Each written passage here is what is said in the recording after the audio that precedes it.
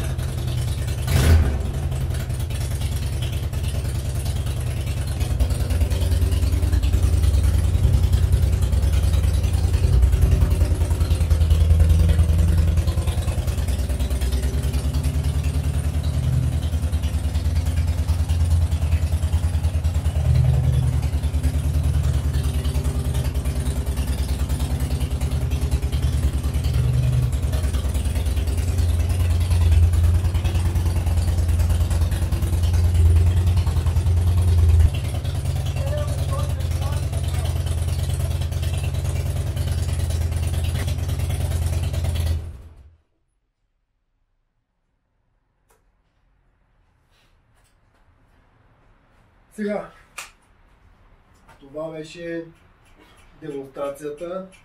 Много е шумен, поради причината, че... Нека да ви покажа.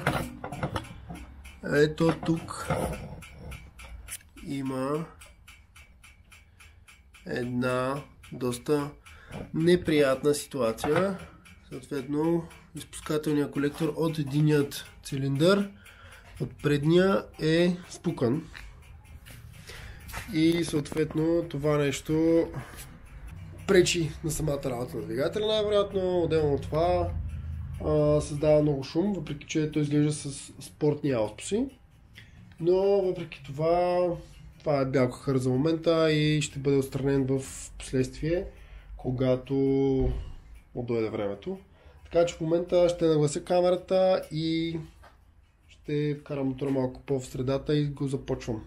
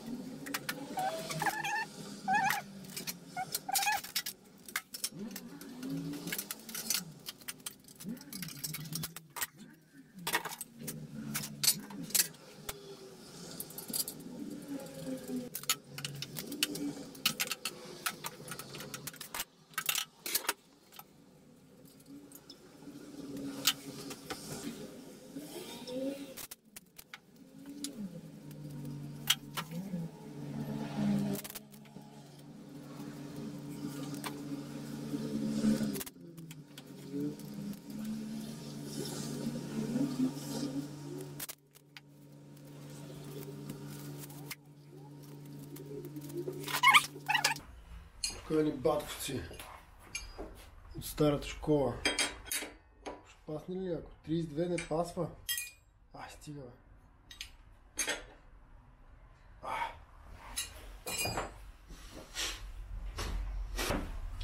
Ами, 32 не става. 36. Аха, добре. Нека да пробваме с този лопатко. Това ще е 34.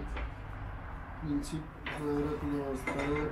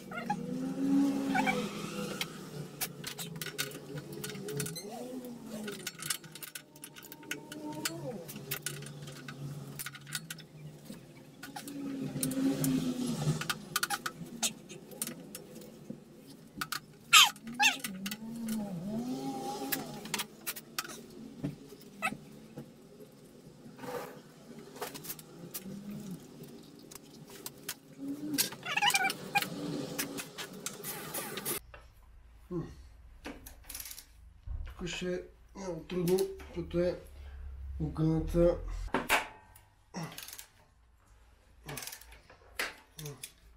Май го скъсах. Да. Та-да! То реално... Това е. Няма друг вариант. Или излиза, или се къса. Тук ще го ще същата работа. Също...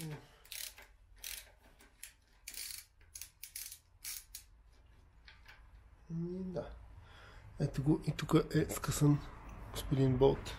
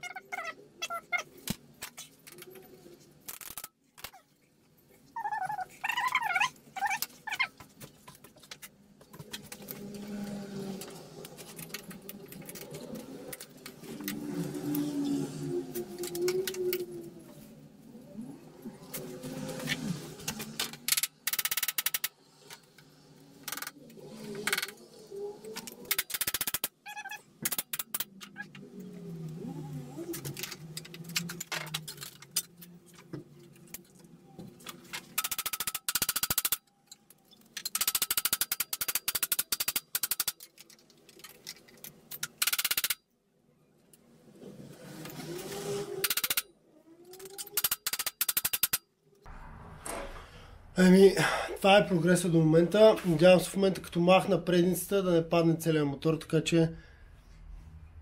Гледайте. Може би тук ви е много объркано всичко какво да случва, ама което разбира най-вероятно.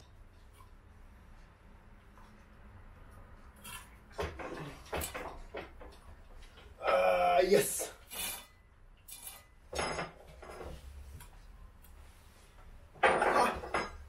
Накрая.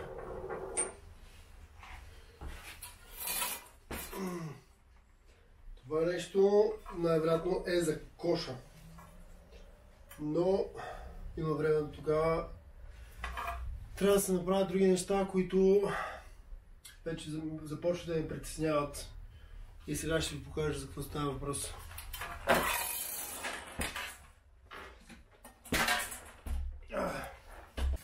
Става въпрос за крива рама.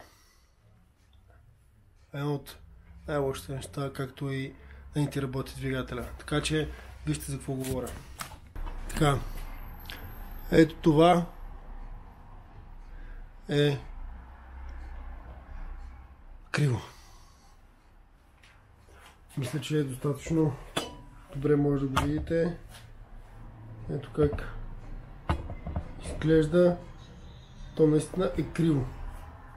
Ако го погледнете с останалата част от мотора, или най-добре се вижда надолу как ето това нещо е избягало настрани, наляво.